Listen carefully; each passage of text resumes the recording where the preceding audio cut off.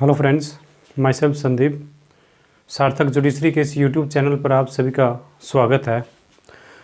आज हम पढ़ने जा रहे हैं competency to take cognizance and उसके साथ what is the difference between the inquiry, investigation and trial.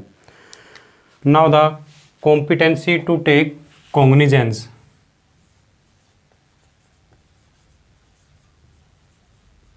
Competency to take cognizance under section 192 193 and then इसके साथ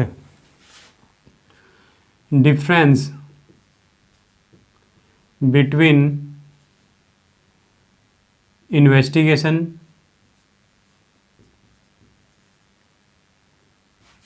inquiry and trial. So now my dear friends, जब मैंने आपको contents बताए थे CrPC के, तो उसी के साथ साथ मैंने आपको बताया था competency to take cognizance is defined under section 192 193। Competency to take cognizance means magistrate, कौन कौन सा मजिस्ट्रेट कॉग्निजेंस ले सकता है और क्या कॉम्पिटेंसी होती है और किस ग्राउंड पर कॉग्निजेंस लिया जाता है। और सबसे पहले बात आती है कि कॉग्निजेंस होता क्या है, व्हाट इज़ द कॉग्निजेंस। तो इसमें हम पढ़ेंगे सबसे पहले what is the cognizance and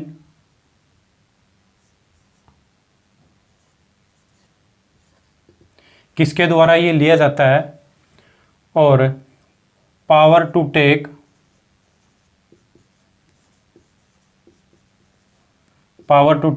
cognizance.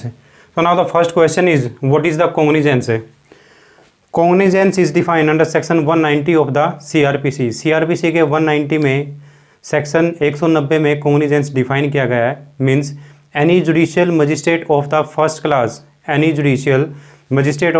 class may take cognizance of any cases, but the second class judicial magistrate may take cognizance specially empowered by the chief judicial magistrate. I mean to say, कोई भी first class judicial magistrate किसी भी case का cognizance ले सकता है, लेकिन judicial magistrate second class cognizance उसी केस का लेगा जिसमें कि चीफ जुडिशियल मजिस्ट्रेट द्वारा स्पेशली केसेस में एम्पावर्ड किया गया है। तो now the under section 190 cognizance means where the judicial magistrate applies his mind upon the police report. जब after the completing of the investigation by the police officer, जब police officer के द्वारा investigation complete करने के बाद और जब police report file की जाती है अंडर सेक्शन 173 में, in the case of cognizable offence, FIR के बाद इन्वेस्टिगेशन होती है और इन्वेस्टिगेशन के बाद जब भी पुलिस रिपोर्ट फाइल की जाती है, तो जब मजिस्ट्रेट अपना माइंड लगाता है पुलिस रिपोर्ट के ऊपर, चार्जशीट के ऊपर, तो ये समझा जाता है कि वहीं पर मजिस्ट्रेट ने कॉग्निजेंस ले लिया है। Where the magistrate applies he judicial mind upon the police report और the chargesheet, it will be deemed that the cognizance is taken by the judicial magistrate. A first class judicial magistrate is sufficient to take cognizance of any cases. Now the second class judicial may take cognizance. जो second class judicial magistrate होता है वो भी competent होता है उन cases में, कुछ केसेस में जो कि चीफ जुडिशियल मजिस्ट्रेट के द्वारा ऑथराइज किए जाते हैं। And then the power to take cognizance, a first class judicial magistrate is sufficient competent to take cognizance of any cases. So now the point is section 190. Section 190. Section 190 clause 1A is defined cognizance taken upon complaint. जब complaint पर cognizance लिया जाता है एक judicial magistrate के द्वारा, where the cognizance is taken upon the complaint. Now the section 191B is about the police report. Another clause C is about the information, where the informant made the information before the judicial magistrate or where the complainant made the complaint before the judicial magistrate, then the cognizance is taken by the judicial magistrate. तो अभी हम discuss करेंगे section 190 clause A का B part. For an example, A murder B. A और B सबसे पहले बैठे रहते हैं, इसलिए हम एग्जाम्पल ए और बी का ही ले लेते हैं. ए मर्डर बी. अब सपोज ए ने बी का मर्डर किया, तो सबसे पहले क्या होगा? पुलिस रिपोर्ट में सबसे पहले एफआईआर होगी. अब सपोज यहाँ पर एफआईआर हुई. एफआईआर के बाद then the police officer conduct the investigation. FIR is under section 154 and the investigation is under section 2H. Investigation is defined under section 2H. Now after the completing of the investigation, police officer submit the police report. Police report under section 173 means charge sheet. You can say the charge sheet. After the filing of the charge sheet, then the judicial magistrate here take cognizance upon the police report under section 191 B में. Clear? सबसे पहले police report means under section 190 clause 1 B is define a judicial magistrate of the first class may take cognizance upon the police report. A judicial magistrate first class police report पर cognizance कब लेता है? FIR होने के बाद, जब investigation करने के बाद, जब पुलिस रिपोर्ट फाइल करता है एक पुलिस ऑफिसर, तो यहाँ पर cognizance means cognizance taken upon the police report पर कॉग्निजेंस ले जाती है. एंड देन उसके बाद कॉग्निजेंस लेने के बाद यहाँ पर issue of process is defined under section 204. And then issue of process means where the case is related to the warrant cases. अगर केस वारंट केस है तो यहाँ पर वारंट भेजा जाएगा एक्यूज को, और अगर सम्मन केसेस है देन सम्मन सेंड किया जाएगा. If the case is related to the warrant cases then the magistrate send the warrant to the accused for the appearance. And अगर सम्मन केसेस है देन द सम्मन भेजा जाएगा. अब यहाँ पर सपोज यहाँ पर जो एक्यूज्ड है वो अपीयर हो चुका है कोर्ट में. अब मैंने आपको पिछली क्लास में बताया था section 209 of CrPC. Section 209 of CrPC means exclusively tribal by the court of session. Any case where the punishment is more than 10 years, then the case is related to the exclusively triable by the court of session. Means way case जिसमें सज़ा 10 साल से ज़्यादा की होती है वो court of session के द्वारा ट्रायल होते हैं. अब ये जो केस है, हमने जो एग्जांपल लिया था ए मर्डर बी, ए ने बी का मर्डर किया है, then the case is related to the cognizable cases and the higher punishment may be death sentence, may be life imprisonment, और 10 साल से ऊपर की सज़ा तो होगी ही. अब now the case is tribal exclusively tribal bye the court of session. अब ये जो केस है ये सिर्फ कोर्ट ऑफ सेशन के द्वारा ट्राइबल है, तो यहाँ पर जुडिशियल मजिस्ट्रेट क्या करेगा? Commit to the case to the under section 209 court of session. Court of session को कमिट किया जाएगा ये.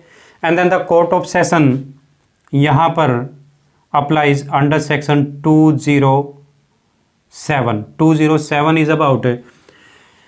अब सपोज यहाँ पर जब सम्मन सेंड किए थे या वारंट सेंड किए थे जुडिशियल मजिस्ट्रेट ने, तो यहाँ पर जो पर्सन था, जो एक्यूज था, वो अपीयर हो गया था, और अपीयर होने के बाद केस सेंड कर दिया कोर्ट ऑफ सेशन को, क्योंकि ये जो केस है ये ट्राइबल है कोर्ट ऑफ सेशन के द्वारा, क्योंकि इसमें 10 साल से ज़्यादा की सज़ा है. तो यहाँ पर जब जो एक्यूज्ड है, यहाँ पर एक्यूज्ड अपीयर है, then the section 207 is apply. 207 is about कि जितनी भी पुलिस रिपोर्ट में जो डॉक्यूमेंट्स है उनकी कॉपी एक्यूज्ड को दी जाएगी। Section 207 is about copies of the all documents which is submit by the police officer is free of cost given to the accused, ताकि वो अपना डिफेंस कर सके। अब यहाँ पर उसको जो कॉपी है सब दे दी गई है। Now the next point is plead guilty. Plead guilty means जब कॉग्निजेंस लिया जाता है या जब कोर्ट ऑफ सेशन के पास जब एक्यूज्ड अपीयर होता है तो एक्यूज्ड से ये पूछा जाता है, अगर केस मजिस्ट्रेट के द्वारा ट्रायबल है तो यहाँ पर मजिस्ट्रेट पूछेगा, और अगर कोर्ट ऑफ सेशन के द्वारा ट्रायबल है then the court of session means session जज पूछेगा। उसे पूछेगा कि भाई ये जो चार्ज आपके खिलाफ लगाए हैं पुलिस ऑफिसर ने, क्या आप इनको एक्सेप्ट करते हो, मीन्स क्या आप प्लीड गिल्टी करते हो। और अगर एक्यूज्ड यहाँ पर कह देता है कि हाँ मैं प्लीड गिल्टी करता हूँ, मीन्स मैं एक्सेप्ट करता हूँ ये, then no need of trial. तो यहाँ पर ट्रायल की ज़रूरत नहीं है, कोर्ट ऑफ सेशन यहाँ पर अपना डिसीजन दे देगा। भाई सपोज अब ट्रायल होता क्या है, ट्रायल में यही तो होता है ना कि अगर आप आगे ट्रायल चलेगा जो प्रोसिक्यूशन होगा, burden of proof lies upon the prosecution to prove that the accused is guilty under such and such offences, जो उसके खिलाफ चार्ज लगे हैं। ट्रायल में जो प्रोसिक्यूशन है वो एविडेंस देगा ये प्रूव करने के लिए इसने ये ऑफेंस दिया है। और अगर यहाँ पर एक्यूज्ड खुद प्लीड गिल्टी कर लेता है, ये मान लेता है कि हाँ मैंने ऑफेंस किया है, तो फिर तो ट्रायल की ज़रूरत ही नहीं है ना। क्योंकि अगर एक्यूज्ड ने ये मान लिया है कि हाँ मैंने एक्सेप्ट कर लेता है अपना जो अपराध है वो एक्सेप्ट कर लेता है, तो फिर तो ट्रायल की ज़रूरत ही नहीं है। तो जो जज है वो क्या करेगा, एग्जामिन करके उसको चार्जशीट को और थोड़ा सा जो एग्जामिन है मीन्स जो एक्यूज्ड है उसको एग्जामिन करके और यहाँ पर अपना डिसीजन दे देगा। Now the second situation is, अगर यहाँ पर एक्यूज्ड डिनाई कर देता है, if the accused denied that I am not plead guilty, means यहाँ पर अगर एक्यूज्ड डिनाई कर देता है कि मैं प्लीड गिल्टी नहीं करता, then the court of session adjourn the date for evidence to prosecution. पहले एविडेंसेस प्रोसिक्यूशन की चलेगी, क्योंकि जो प्रोसिक्यूशन है उसने एलिगेशन लगाया है एक्यूज्ड के ऊपर कि इसने बी का मर्डर किया है, तो पहले जो एविडेंसेस है वो प्रोसिक्यूशन की चलेगी। And then after the completing of the evidence of the prosecution then the defence evidence. अब यहाँ पर डिफेंस की एविडेंस चलेगी, and then the argument and then decision, right. Okay, अब सेकंड सिचुएशन क्या है। अब सपोज अब ये मर्डर का केस नहीं है, सपोज करो ये कोई केस है जहाँ पर मे भी जो पनिशमेंट है वो 1 साल की है, 2 साल की है या 3 साल तक की है। Then the first class judicial magistrate is competent to trial the case. तो यहाँ पर जब एक्यूज्ड अपीयर हो जाता है तो अप्लाइज सेक्शन 208। 208 मीन्स जो कॉपीज़ है पुलिस रिपोर्ट की और जो चार्जशीट की जो कॉपीज़ है फ्री ऑफ कॉस्ट एक्यूज्ड को दी जाएगी। कोर्ट ऑफ सेशन में section 207 will apply, and then the where the case is triable by the judicial magistrate then the section 208 is apply. Means judicial magistrate के लिए section 208 है और court of session के लिए 207। और आगे जो प्रोसेस है यहाँ पर फिर जो मजिस्ट्रेट है वो एक्यूज से पूछेगा कि आर यू प्लीड गिल्टी। अगर वो गिल्टी प्लीड कर देता है then the judicial magistrate may pass the decision, and if the accused not plead guilty then the जो आगे एविडेंस लेनी है प्रोसिक्यूशन की, डिफेंस की एविडेंस है और सब यहाँ पर decision. Now the under section 190 is about a judicial magistrate of the first class is competent to take the cognizance of any cases, but in the cases of the second class judicial magistrate is specially empowered by the chief judicial magistrate। उन्हीं case का cognizance ले सकता है जो chief judicial magistrate के द्वारा appoint किया जाता है। Now the section 190 is clear. अब जो इसका रिमेनिंग पार्ट है इंफॉर्मेशन और कंप्लेंट, ये हम आगे करेंगे। The remaining part we will read after some time. Now the section 193 is about cognizance taken by the court of session. अब बात यह आती है कि क्या court of session directly cognizance ले सकता है किसी भी केस का। Judicial magistrate is competent to take the cognizance of any cases. अब now the section 193 is about whether the court of session competent to take cognizance in original jurisdiction. क्या original jurisdiction में एक session court cognizance ले सकता है? अब आप लोगों के दिमाग में होगा कि a court of session district जज is the higher power of the district. All the judicial magistrate including the chief judicial magistrate is the subordinate of the session judge. तो फिर एक सेशन जज की पावर क्यों नहीं है? एक सेशन जज की पावर क्यों नहीं है कोग्निजेंस लेने की? तो क्या एक कोर्ट ऑफ सेशन कोग्निजेंस नहीं ले सकता? Under section 193 is clear, a court of session accept the cases of the except there are some provision in CRPC. A court of session, no court of session shall take cognizance of any cases in original jurisdiction. Original jurisdiction में court of session कभी भी cognizance नहीं लेता. Court of session, अगर ये question आ जाता है prelim exam में कि क्या ये court of session whether the court of session में take cognizance in original jurisdiction, then the answer is no. उसमें आंसर नो आएगा क्योंकि कोर्ट ऑफ सेशन ओरिजिनल कभी भी जो कोग्निजेंस है वो नहीं लेता है. बट एक्सेप्ट इन सब केसेस, इन सम प्रोविजंस, कुछ प्रोविजंस को छोड़कर. अब जैसे कि section 193, no court of session shall take cognizance of any cases in original jurisdiction but accept the cases of under section 199 clause 2 and section 319. Section 199 close 2 को छोड़कर और 319 को छोड़कर ये वो केसेस हैं जहाँ पर कि मान लीजिए कोई ऑफेंस किसी राष्ट्रपति के खिलाफ, किसी प्राइम मिनिस्टर के खिलाफ या किसी स्टेट का जो एक जो हायर वीआईपी जो अथॉरिटीज़ है उनके खिलाफ अगर कोई षड्यंत्र का केस है या कोई ऐसा केस है उनके खिलाफ कोई षड्यंत्र रचा जा रहा है, उन केसेस में court of session directly cognizance ले सकता है. नहीं तो नॉर्मली ओरिजिनल जुडिक्शन में कोर्ट ऑफ सेशन कभी भी कोग्निजेंस नहीं लेता. कोग्निजेंस हमेशा जुडिशियल मजिस्ट्रेट फर्स्ट क्लास के लिए फर्स्ट क्लास जुडिशियल मजिस्ट्रेट लेगा और first class judicial magistrate cognizance लेने के बाद डायरेक्टली ट्रायल के लिए कोर्ट ऑफ सेशन के पास भेजेगा. कोर्ट ऑफ सेशन हमेशा जो केस है उसका सिर्फ ट्रायल करेगा, कोग्निजेंस नहीं लेगा. कोग्निजेंस हमेशा जुडिशियल मजिस्ट्रेट के द्वारा ले जाता है. और जो कोर्ट ऑफ सेशन है वो सिर्फ ट्राई करेगा और ट्रायल भी उन केसेस का करेगा जो सिर्फ जिसमें सज़ा 10 साल से ज़्यादा की होती है और जो उससे 10 साल से कम की होती है वो असिस्टेंट कोर्ट ऑफ सेशन के द्वारा या चीफ जुडिशियल मजिस्ट्रेट के द्वारा या जुडिशियल मजिस्ट्रेट फर्स्ट क्लास और सेकंड क्लास के द्वारा ट्रायल किए जाते हैं. Now the question is under section 191 is about the transfer of the cases to the another judicial magistrate.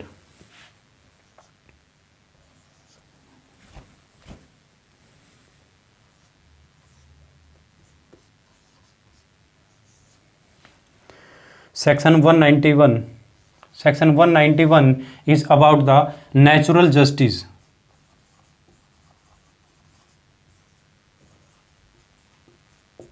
Section 191 is about the natural justice safeguard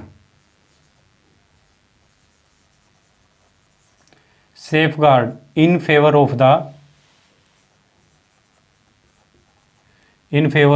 accused. Section 191 is about जब भी magistrate कोई cognizance लेता है ना. अब under section 190 में जब भी मजिस्ट्रेट कोई कोग्निजेंस लेगा, चाहे वो पुलिस रिपोर्ट पर लेगा, चाहे वो कंप्लेंट पर लेगा या कोई इंफॉर्मेशन पर लेगा, कोग्निजेंस लेने से पहले जुडिशियल मजिस्ट्रेट जब एक्यूज्ड अपीयर होता है कोर्ट में जब आता है, जब उसको समन या वारंट भेजे जाते हैं तो उस टाइम मजिस्ट्रेट ड्यूटी बाउंड होता है. ये पूछा जाता है एक्यूज से कि क्या आप इस केस को किसी दूसरे मजिस्ट्रेट के पास ट्रांसफ़र कराना चाहते हैं. Where the accused appear before the judicial magistrate then the judicial magistrate is duty bound to ask the accused that whether the case is transfer to the another judicial magistrate, कि क्या आप case को किसी दूसरे judicial magistrate के पास transfer कराना चाहते हो. that it is the natural of the justice and safeguard in favor of the accused. Now the point is, अब यहाँ पर सिचुएशन है, अब जैसे कि ये मजिस्ट्रेट है, यहाँ पे magistrate, judicial magistrate A. Now the judicial magistrate B and the judicial magistrate C. अब यहाँ पर एक्यूज्ड का केस है, यहाँ पर जो एफआईआर है, जो यहाँ पर पुलिस रिपोर्ट फाइल की गई है। पुलिस रिपोर्ट फाइल करने के बाद मजिस्ट्रेट जब कॉग्निजेंस लेता है अंडर सेक्शन 190 में, तो जुडिशियल मजिस्ट्रेट एक्यूज से पूछेगा कि क्या आप केस को ट्रांसफ़र कराना चाहते हैं किसी दूसरे मजिस्ट्रेट के पास। और अगर एक्यूज्ड ये कह देता है कि yes, I want to transfer my case to the another judicial magistrate, then the judicial magistrate may transfer the case to the judicial magistrate B or may transfer the case to the judicial magistrate C. Under section 191 is about the transfer the case to the another judicial magistrate. Now the section 192 is about the making over.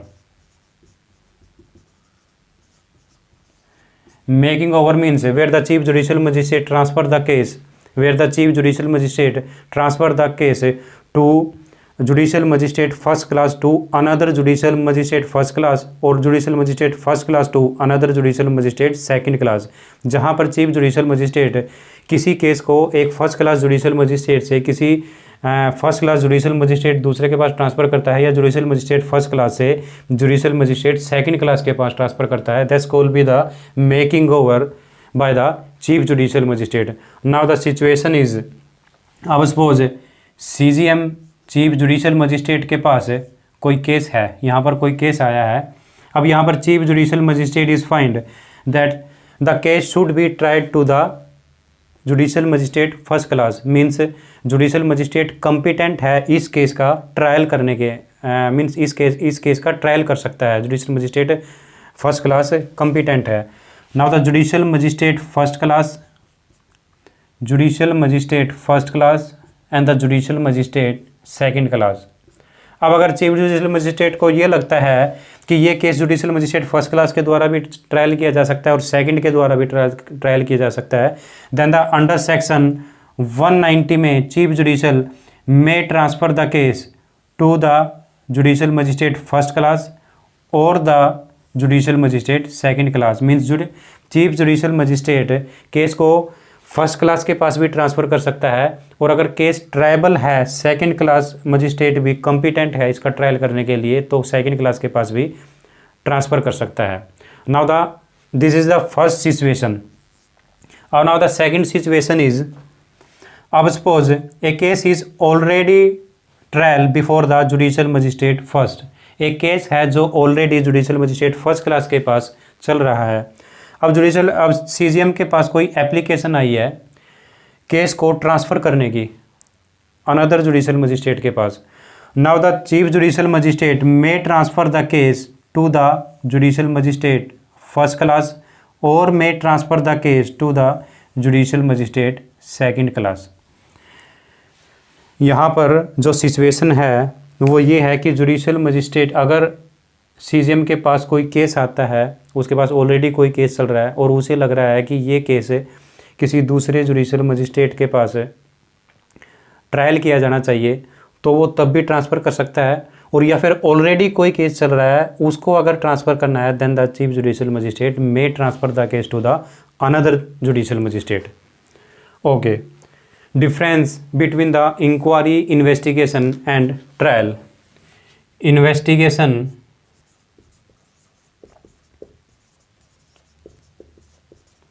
inquiry and trial. Now the investigation, inquiry and trial. What is the meaning of the investigation and where the who's the conduct of the investigation? Investigation किसके द्वारा की जाती है और क्या meaning होता है investigation का, और इन्वेस्टिगेशन क्यों की जाती है. एंड द इंक्वायरी किसके द्वारा कंडक्ट की जाती है और क्या पर्पज़ है इंक्वायरी का, और ट्रायल का क्या पर्पज़ है. Investigation, inquiry and trial. Investigation is from FIR to cognizance FIR to cognizance is called the investigation.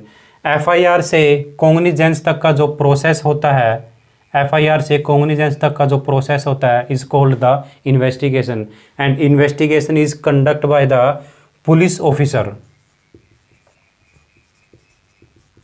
or by the person who is authorized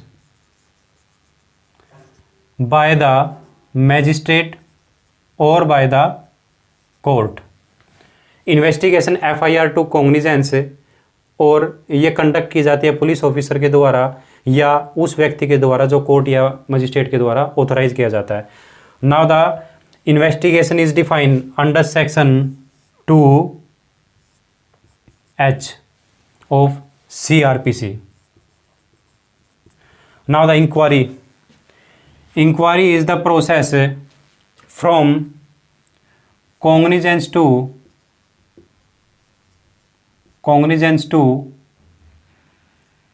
trial. Cognizance से ट्रायल तक का जो प्रोसेस होता है is called the inquiry, and inquiry is conduct by the judicial magistrate और by the court. Is defined under section 2G of CRPC. And the process of the trial from trial to judgment is conducted by the judicial magistrate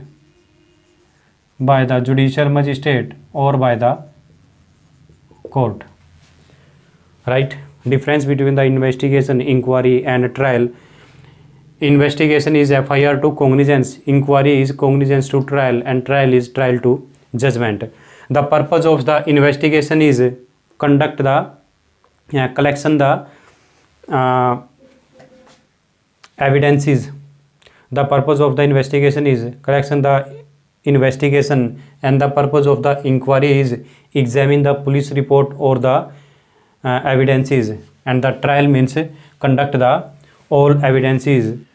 Now the situation is, I suppose यहाँ पर cases है FIR का.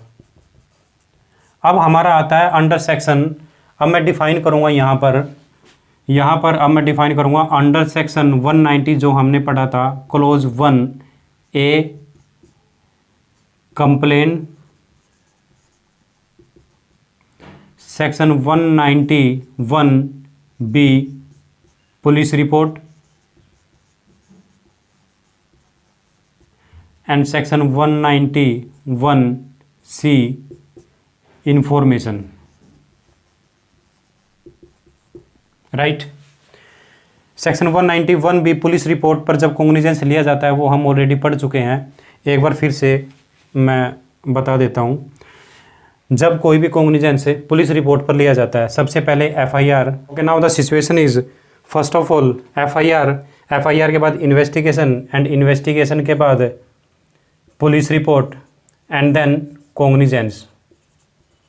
Cognizance के बाद issue of process, और issue of process के बाद next जो है सेक्शन 207 और section 208, and then evidences by the prosecution and the evidences by the defence, and then argument, and then decision. अब now the cognizance is taken upon the police report. अब यहाँ पर जो पुलिस रिपोर्ट है, जब police report पर cognizance लिया जाता है तो यहाँ से यहाँ तक का जो प्रोसेस है that's called with the inquiry conduct by the magistrate और बाय द कोर्ट. यहाँ से कॉग्निजेंस से इश्यू ऑफ प्रोसेस का, कॉग्निजेंस से इश्यू ऑफ प्रोसेस का जो प्रोसेस है ये इंक्वायरी कहा जाता है, और ये जो प्रोसेस है ये प्रोसेस है इन्वेस्टिगेशन का. Now the process is under section 191B. Okay, the situation is under section 191 A, where the complaint is filed before the judicial magistrate, जब कोई कंप्लेंट डायरेक्टली जुडिशियल मजिस्ट्रेट के पास फाइल की जाती है और उस पर मजिस्ट्रेट कॉग्निजेंस लेता है तो वो प्रोसेस अंडर सेक्शन 190A में फॉल होता है। where the complaint is filed directly to the judicial magistrate and where the judicial magistrate take cognizance upon the complaint, then the process is fall under section 191A। अब now the situation is कि अगर मान लीजिए एक complaint है जो कि judicial magistrate के पास डायरेक्ट फाइल की है। अब जब कोई कंप्लेंट डायरेक्ट जुडिशियल मजिस्ट्रेट के पास फाइल की जाएगी, अब उसमें ना तो एफआईआर हुई है, ना उसमें इन्वेस्टिगेशन हुई है और ना ही उसमें पुलिस रिपोर्ट हुई है।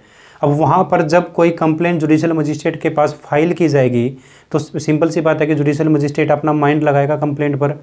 सबसे पहले एग्जामिन करेगा जो कंप्लेनेंट है, उसके साथ जो विटनेसेस है उनको कंप्लेंट करेगा अंडर सेक्शन 202-203 कंप्लेंट प्रोसेस। बाद में पढ़ेंगे हम, जो मैंने आपको पहले बताया था। अब यहाँ पर जैसे ही जुडिशियल मजिस्ट्रेट ने कंप्लेंट पर अपना माइंड लगाया तो वहीं से कॉग्निजेंस स्टार्ट हो गया।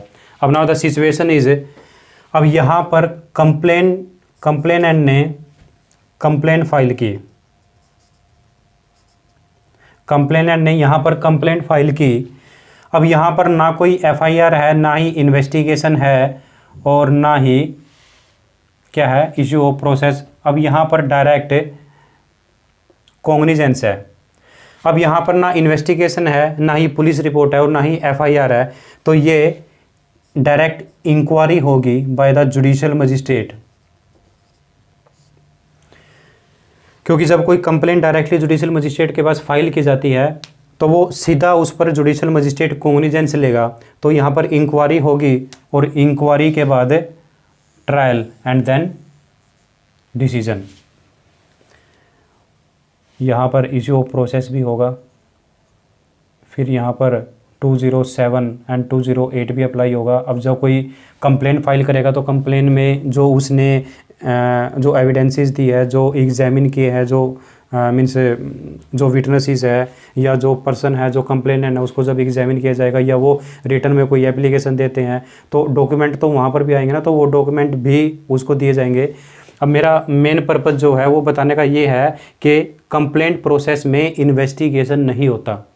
क्योंकि इसमें इन्वेस्टिगेशन इसलिए नहीं होता क्योंकि ना तो इसमें एफआईआर होती है। अब इन्वेस्टिगेशन उसी में होगा ना जब एफआईआर लॉज होगी। अगर एफआईआर ही नहीं हुई तो इन्वेस्टिगेशन कहाँ से होगा? अब इन्वेस्टिगेशन पुलिस ऑफिसर करेगा और जब इन्वेस्टिगेशन नहीं हुआ तो पुलिस रिपोर्ट कहाँ से आएगी? अब यहाँ पे डायरेक्ट मजिस्ट्रेट ने कॉग्निजेंस लिया है, कॉग्निजेंस के बाद इंक्वायरी चलेगी और इंक्वायरी के बाद issue of process and then the उसके बाद एविडेंसेस और फिर decision, means inquiry and then trial. Now the same process is under section 1C का है, information. Now the information judicial magistrate के बाद इंफॉर्मेशन आई और जुडिशियल मजिस्ट्रेट ने डायरेक्ट कॉग्निजेंस लिया। ये पार्ट हमारा इंक्वायरी का हो गया। And then issue of process section 207-208 evidences by the prosecution, evidences by the defense, and then argument, and then the decision, right? Under section 192-193 and difference between the investigation, inquiry and trial, और investigation किसके द्वारा किया जाता है, inquiry किसके द्वारा की जाती है और trial किसके द्वारा किया जाता है, right? अब यहाँ पर एक सिचुएशन और आती है कि क्या इन्वेस्टिगेशन और इंक्वायरी को ओवरलैप किया जाता है, मतलब किया जाएगा क्या? ट्रायल को ओवरलैप किया जा सकता है। वेदर द इंक्वायरी और इन्वेस्टिगेशन में ओवरलैपिंग और वेदर द इंक्वायरी और ट्रायल में ओवरलैप। अब मैं सबसे पहले आपको ये बता दूं, इंक्वायरी और इन्वेस्टिगेशन में overlapping bye the judicial magistrate but trial can not be overlapping. अब सपोज यहाँ पर एक केस है जिसमें एफआईआर हुई, एफआईआर के बाद उसमें इन्वेस्टिगेशन हुआ, इन्वेस्टिगेशन के बाद यहाँ पर पुलिस रिपोर्ट आई और पुलिस रिपोर्ट के बाद यहाँ पर मजिस्ट्रेट ने कॉग्निजेंस लिया। कॉग्निजेंस लेने के बाद अब यहाँ पे प्रोसेस इंक्वायरी का स्टार्ट हो गया। ये जो प्रोसेस है ये इंक्वायरी है, इंक्वायरी बाय द कोर्ट और inquiry by the judicial magistrate. अब इंक्वायरी क्या होती है? जब मजिस्ट्रेट पुलिस रिपोर्ट को और चार्जशीट को एग्जामिन करता है, means where the all documents is examined by the judicial magistrate of police report or the charge sheet, that's called the inquiry by the judicial magistrate. अब inquiry में magistrate ने देखा कि यहाँ पर जो पुलिस रिपोर्ट है वो कंप्लीट नहीं है, मीन्स और इन्वेस्टिगेशन की ज़रूरत है। Now the section 173(8) is about the further investigation. I have already told you in उसमें कंटेंट में, और जो पीछे जो क्लास थी उसमें भी मैंने आपको बताया था। फर्दर इन्वेस्टिगेशन मीन्स जहाँ पर मजिस्ट्रेट को ये लगता है कि जो पुलिस रिपोर्ट फाइल हुई है उसमें अभी भी कुछ इन्वेस्टिगेशन की ज़रूरत है। Now the further investigation is necessary for the ends of justice और for the proving of the offence. यहाँ पर या फिर पुलिस ऑफिसर को लगता है उसने जो पुलिस रिपोर्ट फाइल की है कि ये जो इन्वेस्टिगेशन है पुलिस रिपोर्ट में ये अभी अधूरी है, हमें और इन्वेस्टिगेशन की ज़रूरत है। तो नाउ द इस स्टेज पर जो मजिस्ट्रेट है वो होल्ड करेगा इंक्वायरी को अंडर सेक्शन 159 में। Now the magistrate hold the preliminary inquiry and pass the order for hold the preliminary inquiry and passed order for investigation. जहाँ पर मजिस्ट्रेट को ये लगता है कि इसमें और इन्वेस्टिगेशन की ज़रूरत है, then the magistrate hold the inquiry under section 159 of CRPC and may pass the order for the investigation. अब यहाँ पर इंक्वायरी के टाइम पे जब इन्वेस्टिगेशन दोबारा होती है, now the overlapping the inquiry, अब उसके बाद जब इन्वेस्टिगेशन दोबारा से यहाँ पर सबमिट की जाएगी, नाउ द ट्रायल। अब ट्रायल कभी भी ओवरलैपिंग नहीं हो सकता। अब यहाँ पर जो इंक्वायरी है, इंक्वायरी और इन्वेस्टिगेशन ओवरलैपिंग हो सकती है पर ट्रायल ओवरलैपिंग नहीं हो सकता, क्योंकि ट्रायल को ओवरलैप कर ही नहीं सकते, क्योंकि ट्रायल में एविडेंसीज आएगी, प्रोसिक्यूशन की, डिफेंस की एविडेंसीज आएगी और उसके बाद फिर जजमेंट होगा। जजमेंट तो तभी होगा ना जब दोनों की एविडेंसीज आएगी, उनके आर्गूमेंट हो गए, और जो एविडेंसीज मीन्स जैसे कि प्रोसिक्यूशन ने कोई एविडेंस दी है, अब उसको रिवर्ट करने के लिए, उसको दबाने के लिए फिर डिफेंस अपनी एविडेंसेस देता है, दोनों में क्रॉस एग्जामिन होते हैं, दोनों में फिर आर्गूमेंट्स होती है। सबसे पहले जो प्रोसिक्यूशन है वो अपनी एविडेंस को प्रूव करने की कोशिश करता है, फिर डिफेंस उसको जो एविडेंसेस है उनको दबाने की कोशिश करता है, उसके बाद फिर जजमेंट होता है।